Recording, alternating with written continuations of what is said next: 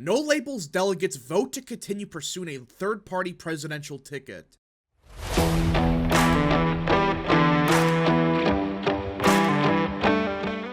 What is up, people of the internet? It is me, Real American, back again with a new video. Today, it is time to talk about the 2024 presidential election because everyone, it appears that the No Labels group, yes, the same group that have been promising for years of a presidential ticket, will continue pursuing a third-party ticket this year, despite all the rumors surrounding the group, despite everyone bailing on the organization.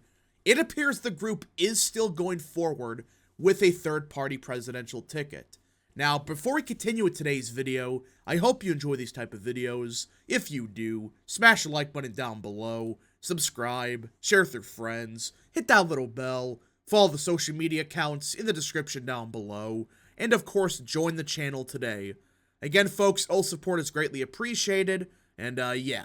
Now, let's get right into it because, my goodness, this organization, I had high hopes for. I thought, okay, this was going to be a legitimate third party in America, which, in my personal opinion, we do need. Well, that's not looking good. But despite everything that's happened with the group the past 3 months or so, they're still going to pursue a third-party presidential ticket. So let's get right into it.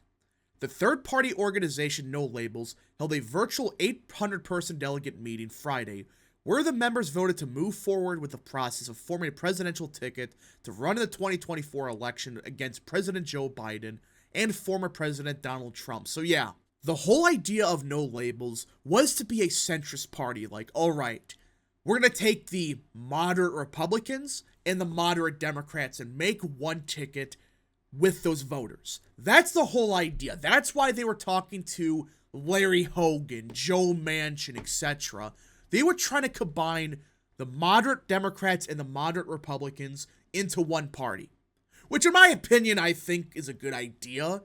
But as of now, they haven't done a single thing worth a damn. I mean, yeah, they're on the ballot in most states, I think, but outside of that, what has the group done? They have done nothing in 12 years, but it seems like they're finally going to run a presidential ticket. While the vote reaffirmed No Labels' long-standing project, it's still unclear what happens next. An official ticket was not announced at this meeting, but the group says it's moving forward with discussions with potential individuals. They voted near unanimously to continue our 2024 project and to move immediately to identify candidates to serve on the Unity presidential ticket. Every one of our delegates had their own explanation for wanting to move forward, said No Labels convention chairman Mike Rawlings. And yeah, this is where things are going to get a bit messy for this party. Because the whole idea was they were going to have someone like Larry Hogan, Joe Manchin, or whatever.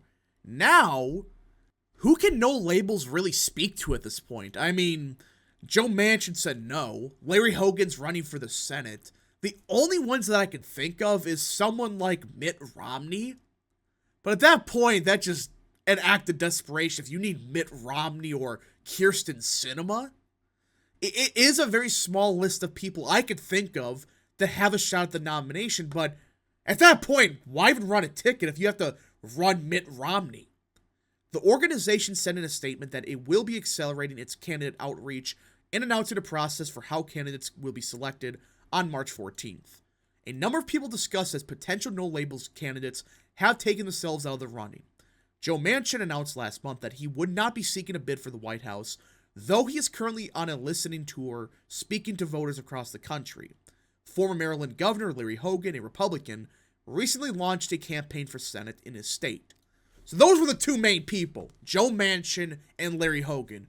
We have been hearing for months that it was going to be one of those two. But something happened 2 months ago, and Larry Hogan left the party, and Joe Manchin, he said no. Something happened that we don't know for certainty, but I'm guessing that Larry Hogan realized, all right, this is going nowhere. We're just going to run for the Senate seat in Maryland. No Labels chief strategist Ryan Clancy said that No Labels has not yet chosen a ticket, and any names floating around are being put out there by someone else. And while the discussion of potential candidates is ongoing, No Labels is still working on its goal on getting ballot access in all 50 states for the fall. No Labels is currently on the ballot in 16 states. Their organization says, including key swing states like Arizona and Nevada. So they still have a lot of ballots to get on, but they're already way ahead of someone like RFK. And I assume they will be on all 50 states. I just assume so. They do got the money behind them, and they put so much effort into it that I doubt that they just leave these ballots open. I assume they're going to run someone because they want to keep access to the ballot. And you know how demoralizing it would be to spend, 15 years building up to this moment? And oh, by the way, the year we were shooting for it, never mind, it's not going to happen. No Labels was founded in 2010 to promote bipartisanship in Washington, but took a dramatic turn in the run-up to the 2024 election by announcing it would put forward a unity ticket for president as an alternative to the major parties. With many Americans unhappy with either of their likely choices for president, and frustration with politics rampant among voters, the time is ripe for another option, they argue.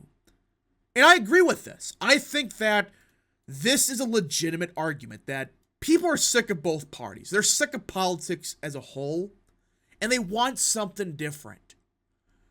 And that's why I think this third-party ticket could work. I'm not saying it will, but the idea of a centrist party where they take the establishment voters of both parties and combine them.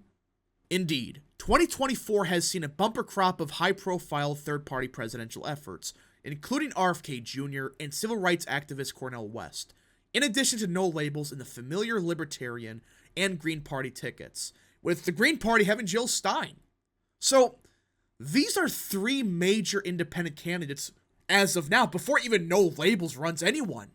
RFK, Cornel West, Jill Stein.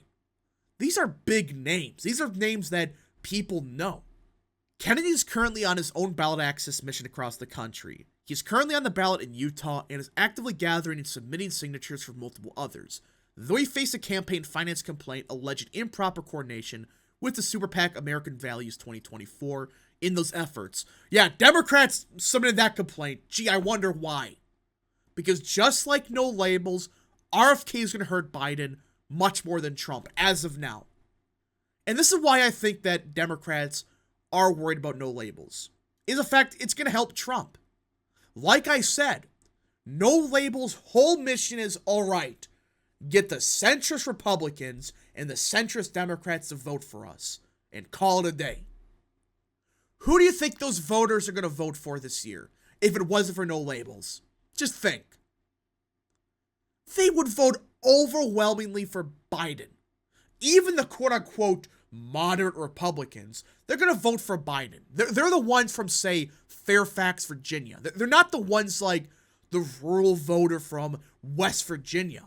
And that's why the Democrat Party is scared of both No Labels and RFK. Because as of now, both those tickets are taking votes away from Democrats.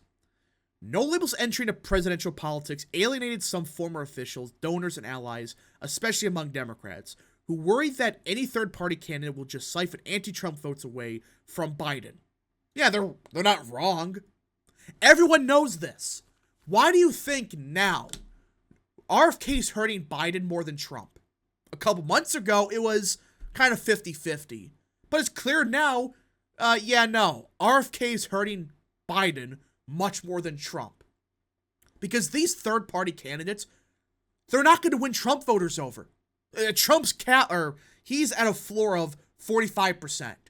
No matter what happens, he's going to get like 45% of the vote. Well, guess what?